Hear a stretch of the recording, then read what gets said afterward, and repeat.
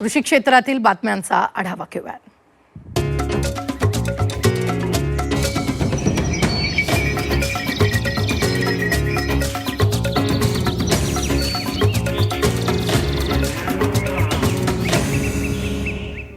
पीक पाणी powered by green harvest nature care फर्टिलायझर्सचे नैसर्गिक पेंडीयुक्त खत। नेचर केअरची युक्ती रासायनिक खतांपासून मुक्ती। नाशिक जिल्ह्यातील येवला तालुक्यात डाळिंब बागेवर तेल रोगामुळे मोठं संकट कोसळले। शेतकऱ्याच्या 4 वर्षाच्या अथक मेहनतीनं फुलवलेली 6 एकर डाळिंब बाग ट्रॅक्टरच्या साहाय्याने उखडून टाकावी लागली आहे। उष्णतेमुळे डाळिंब पिकावर तेल रोगाचा तीव्र प्रादुर्भाव झालाय।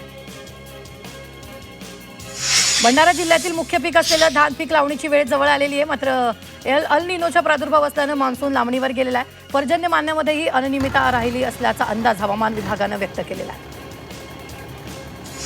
रत्नागिरीत अवकाळी पावसामुळे आंबा काजू पिकांचं मोहर गळल्यामुळे नुकसान झाले। प्राथमिक सर्वेक्षणात 28,975 शेतकरी बाधित झाले असून त्याचा 52,000 हेक्टर क्षेत्रावरील बागांना तडाखा बसलाय। दरम्यान शेतकरी हेक्टरी 3 लाखांचा आंबा उत्पन्न घेतो, मात्र शासनाकडून हेक्टरी फक्त 22,500 रुपयाचं मदत मिळणार आहे।